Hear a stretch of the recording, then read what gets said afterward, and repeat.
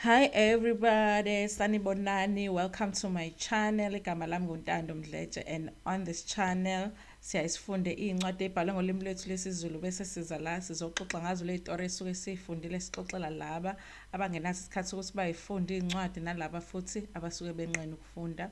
Kanjalo futhi siphinda sibuka ama-reality shows ethu la eMzansi bese siza la sizokhuluma ngawo lama shows. Siphinde futhi sikhulume ngama-issues asuke evukile ngenkathi siwabuka lama-shows. Senzela laba phela abanganalo ithuba lokuthi bawabuke lama-shows kanye nalaba nje abasuke befuna ukuyixoxela-ke nje after bewabukile lama-shows. Guys, namhlanje ngenza Umnakwethu Happily Ever After. Remember, there are two shows. There is Umnakwethu and then there is Umnakwethu Happily Ever After. Umnakwethu Happily Ever After is a spin-off Somnakwethu, but it's two different shows. Obviously, cast members Umnakwethu Happily Ever After are taken from Umnakwethu. Kodwa bawathatha wonke ama-couples. So you're not going to see all of your favorite couples here. Bathatha laba abaziyo ukuthi they will bring the drama. Uma ngabe oqala usijoyina namhlanje ungakhohlwa ukuthi upress ibutton elibhalwe subscribe la ngezansi uphinde upress ibell ukuze phela uthole umyalezo uma ngabe sesufakile umsebenzi omusha kuma subscribers amamadala. Thank you so much for your support. Guys, ngenza ama notes because for those who don't get a chance to watch the episode, I don't want them to miss anything. So mayiqala ke episode laphana we saw them bathande kusikhumbuza about last season. Obviously for ama-couples that were there ku-Happily Ever After wokuqala, they will show us what happened kulo Happily Ever After. We do have uLokhuzana, uDulasi with amakhosikazi akhe, which now sekuzo-edwa amanye, so bathe ukuya back basikhumbuza lapho ukuthi kwakwenzekani ngestory saDulasi. Naka amakhosikazi wakhe unumber 2 elwa eshaya unumber 1. You remember that very embarrassing scene which I really didn't like ukuthi those women had to embarrass themselves for this guy. Really engazi nokuthi babonani again, but they showed us that.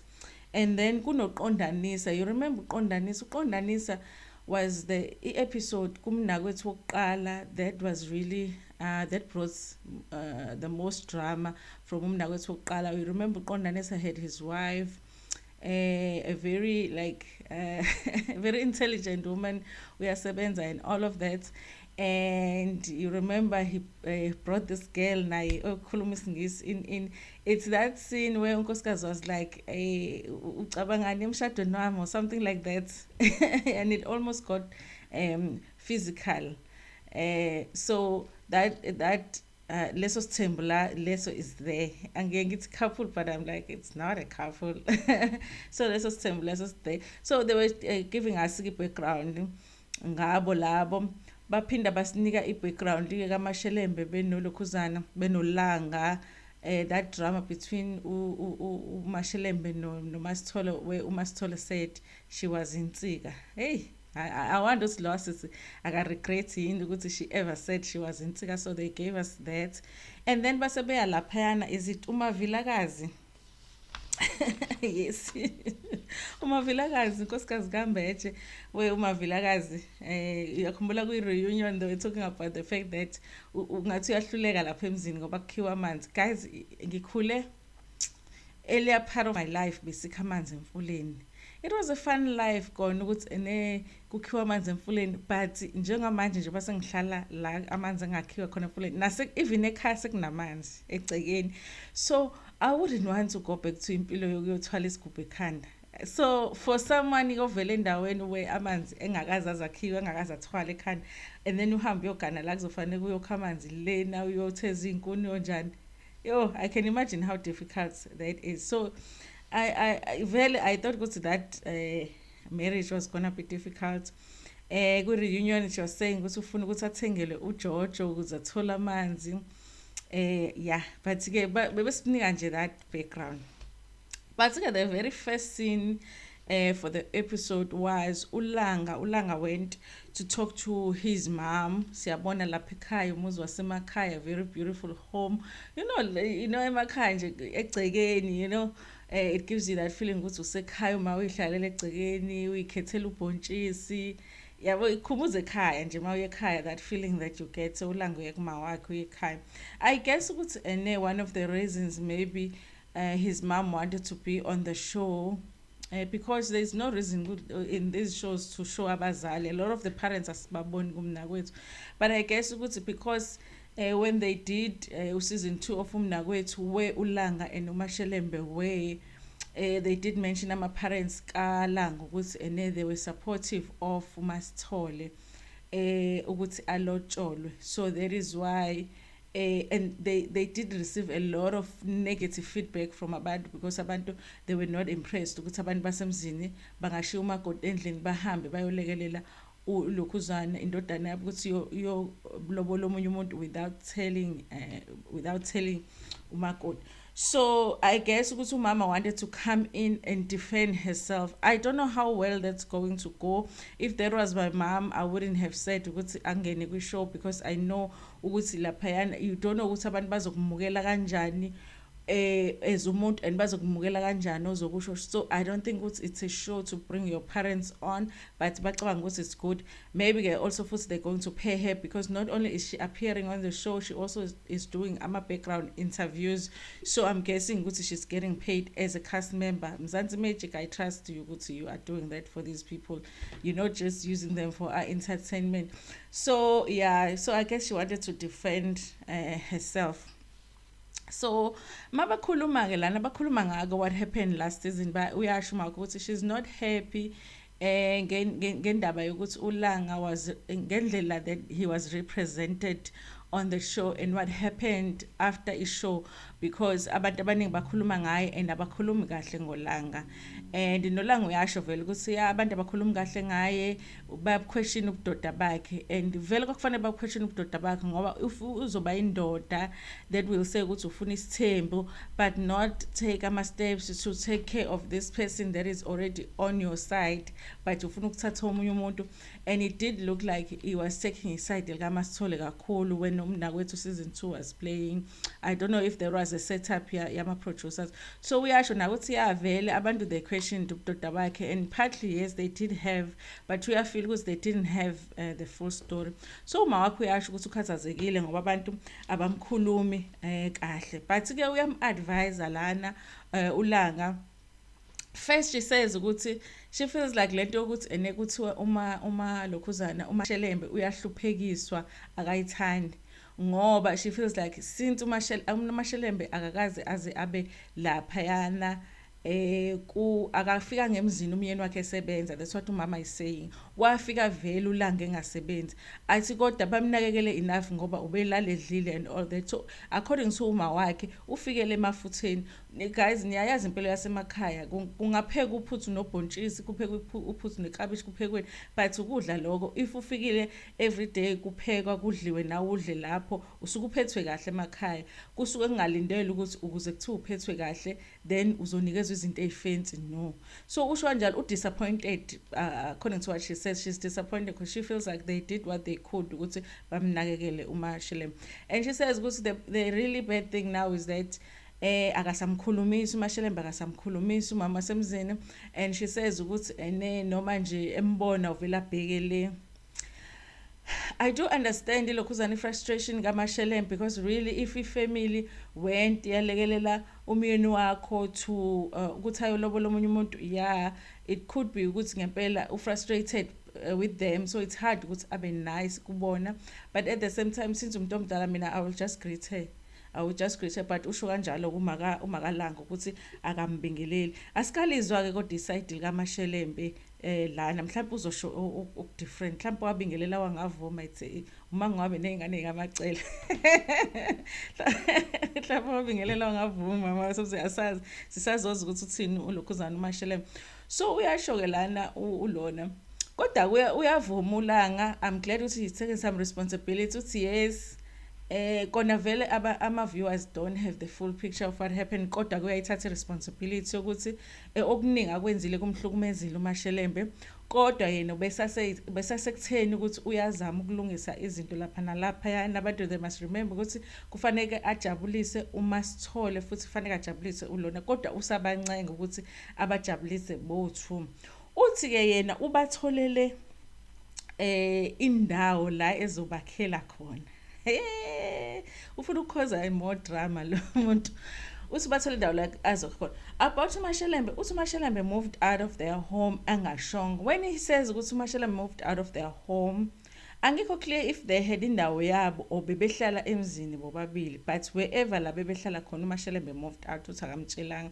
I guess ukuthi uLanga is looking for noma uthandana nomuntu uze nihlukane phela uyadinga ukuthi umuntu athi angisakuthandi siyahlukana uhambe. She did say that ukuthi angisakufuni uMashelembe, but she said it kwi reunion if nanihlanganeni iba2 endaweni then kuyadinga ukuthi umuntu usho ukuthi okay sesiyahlukana manje angisakuthandi, because it looks like uLanga yena according to him they are still together with uMashelembe, but she did move out of the house.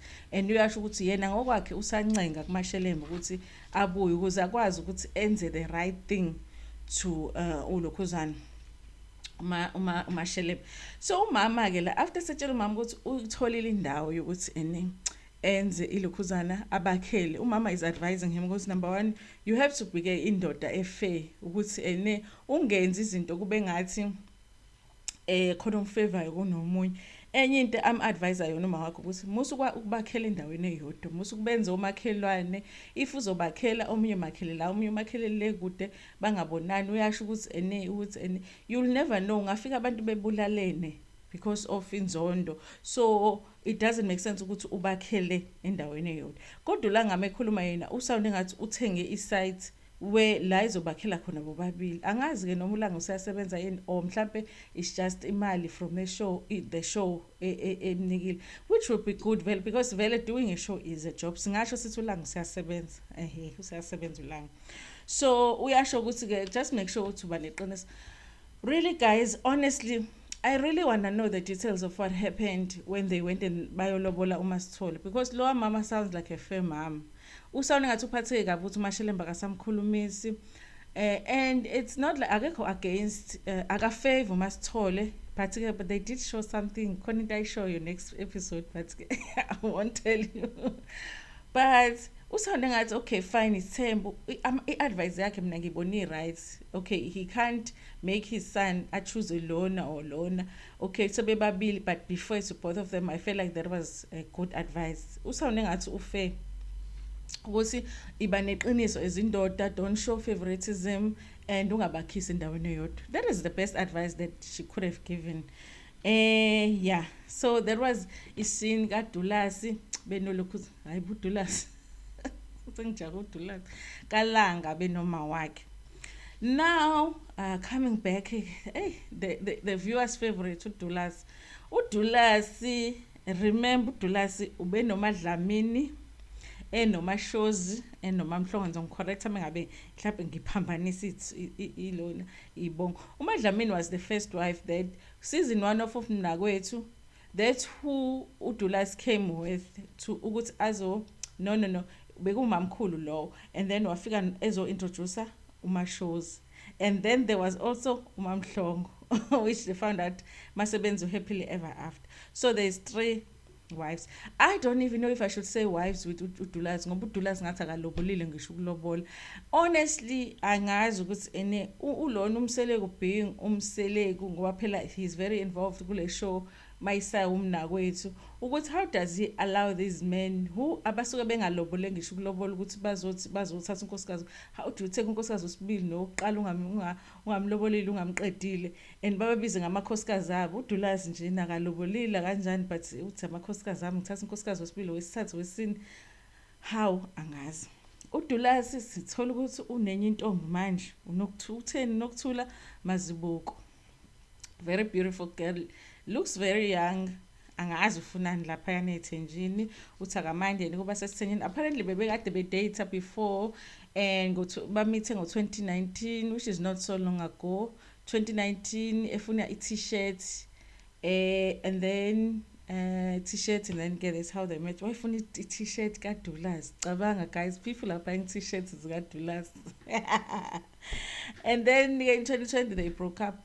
But Utiena, she was informed by a friend ukuthi ayibona uDulasi la on TV with his tembu sakhe, and then was surprised ukuthi hayibo, not only does he have unkosikazi but there's another one, and then ke bahlukana, and then uthi ke babuyelane recently.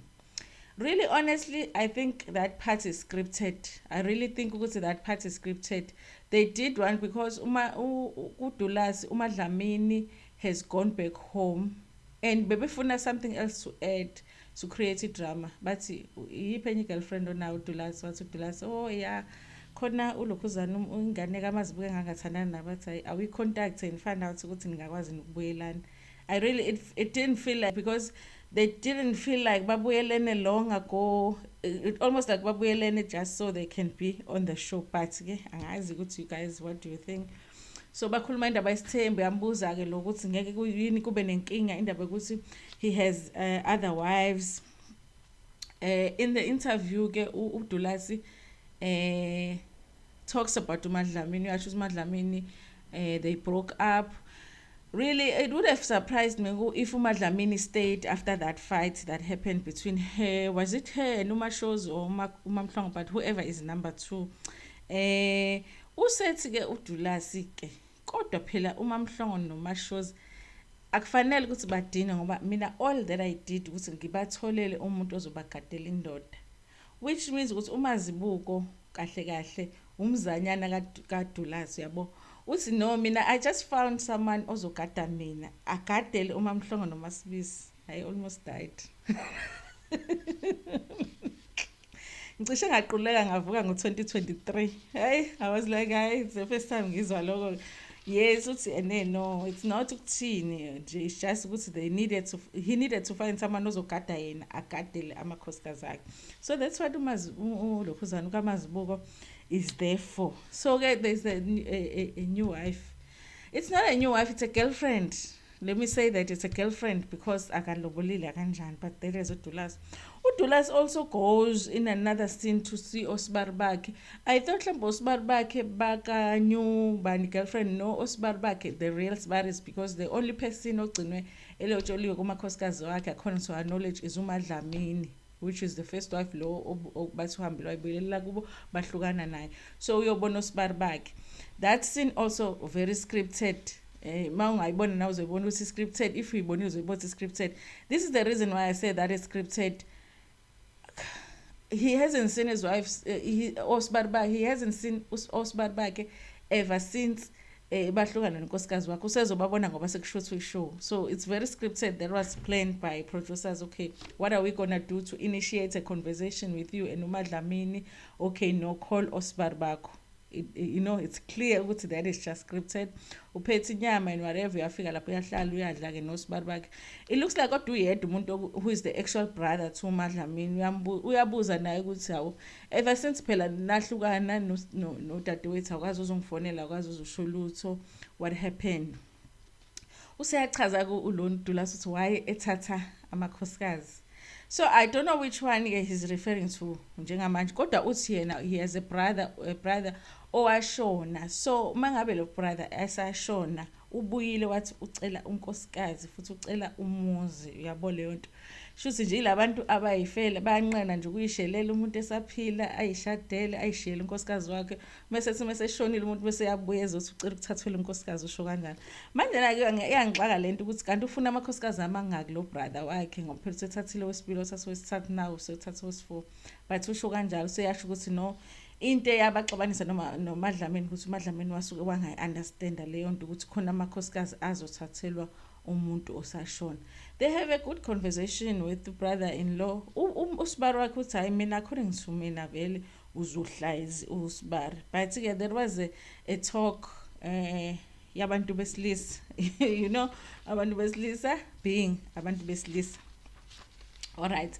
Then ke siya laphayana ke kulokhuzana uKamazibuko kusho ba u2 ngaphela nalowa yana okaqondisana number 2 kaqondisana naye ulokhuzana uKamazibuko kusho ukuthi ulapha nje usendlini laba behlala naye. Remember there was an issue where uqondisani had an issue with the fact that uqondisani is uNhlanhla uNhlanhla babuye bathi uNhlanhla babuye bathi uQondisane had an issue with the fact that uLokhuzana kaMazibuko stays with uDiaz. You remember idrama kaDiaz, uDiaz, the confrontation kaDiaz noQondisane, because we understand ukuthi ene umakoti wakhe uhlala nomuntu wesilisa. So ke yeah, uthi ke after that drama uDiaz moved out of the house, wahamba but uhlala few blocks away, so they still see each other as friends, of course. And now usehlala yedwa la endlini. Hayi manje na ke umngoma sangoma nje ngempela useyasho useqedile ukuthwasa, useyabona useyathwasisa naye futhi useyasiza abantu, futhi useyasebenza. Angazi ke le yandlu ezisangoma uyasebenza endlini ongeyona yakho oqashile kuyona usebenze ubungoma. Angazi kodwa nje beshisa impepho nemithi lapha. Angazi yenziwe into enjalo ngempela. Okay, so kuyafika bathi uManyoni, ugogo uManyoni, this guy naye kushuthi bazana ngokomsebenzi ngoba naye uqoka izinto zobunyanga ish, you know, and baxoxa nje na.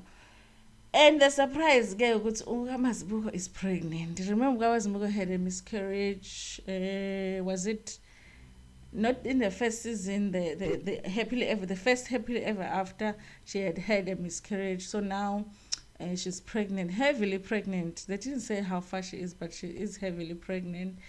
Ukhuluma ngendaba yokuthi uQondisane akamboni kangako. Abuya afile ngathi hayi yena ngathi usingile ngoba akamboni kangako. Kodwa ke bathi uyile uQondisane after season ended, the last season ended, uyile kuboka kaMazibuko wayolobola. So I guess usigcinile leso sithembu. So remember nkosikazi wakhe wokuqala ukuthi uyena besemphusha ukuthi no, uthe ufuna ukuthatha isithembu nasi ke phela bhekana naso. So uyasho ukuthi okay usehlala yedwa la endlini, uyasebenza in everything, uselotsholiwe uQondisane, she's pregnant. Ukhuluma indaba ukuthi unama worries ukuthi ngathi abantu abadala bakhe abamthanda uQondisane kodwa yena uyamthanda. So uyabona usuyaforce vele kule relationship, plus abantu abasempilweni yakhe nabo ngathi they are against the relationship yakhe noQondisane. So it's just a talk nje between friends about that.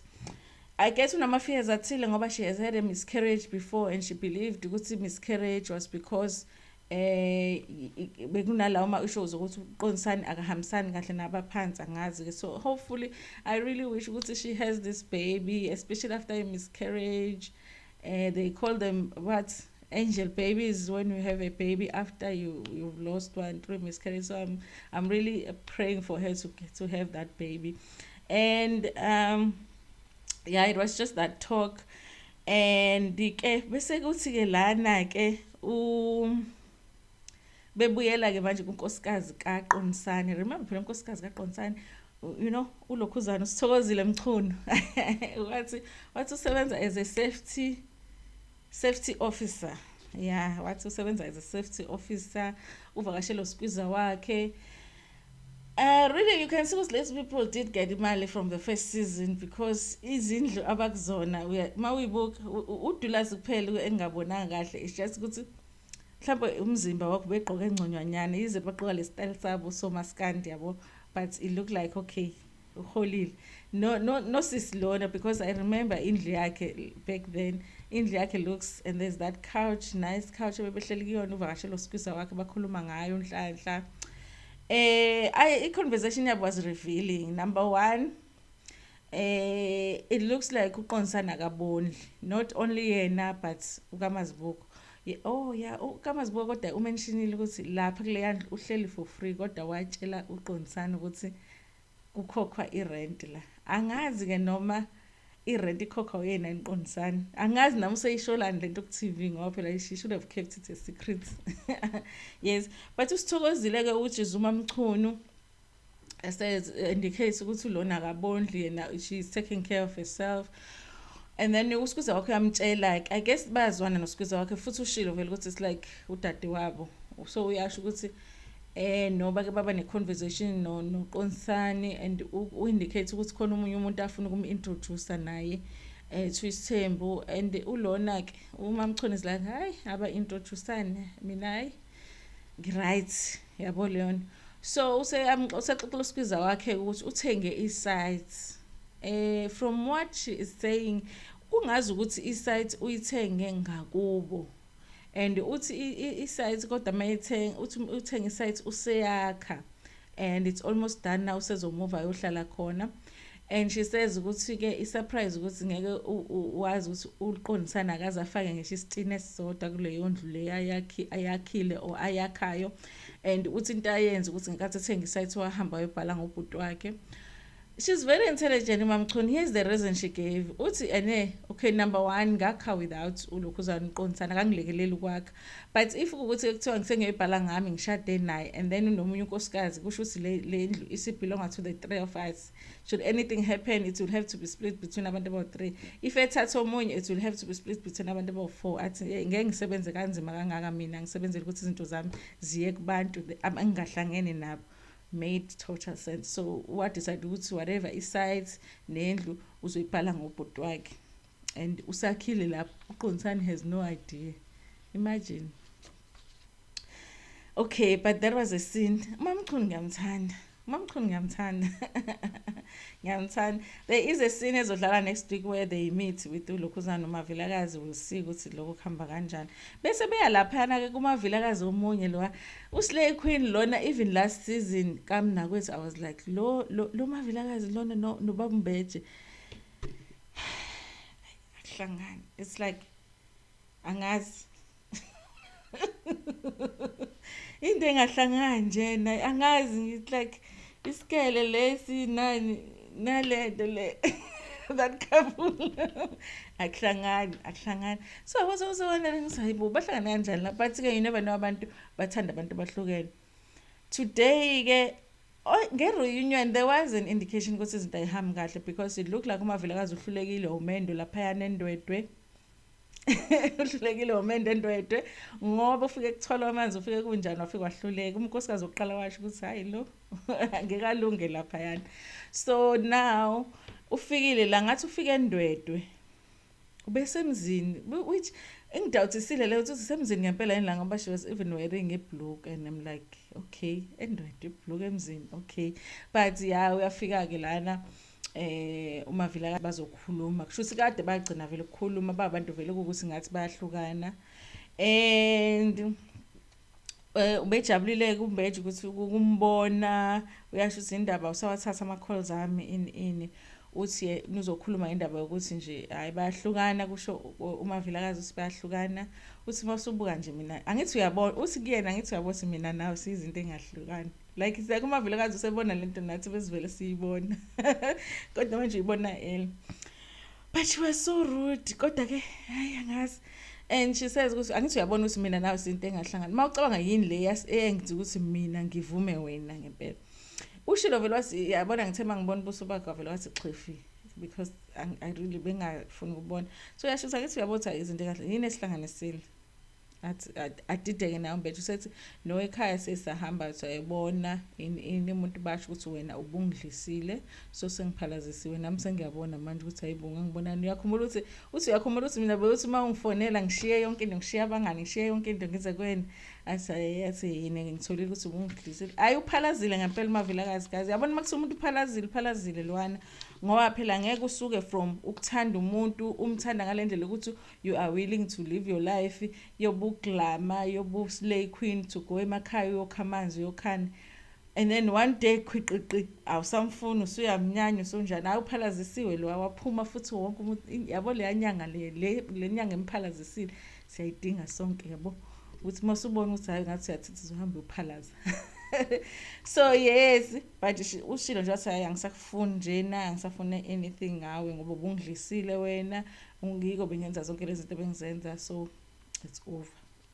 It looks like indaba ke yokuthi umdlisile or not, it's going to continue next week. We're going to see more because uzohamba yobika phela uLokhuzana umbeje ekhaya kwabadala, and ngathi bayam question ukuthi wena wawumdlisile yini kanti umakoti.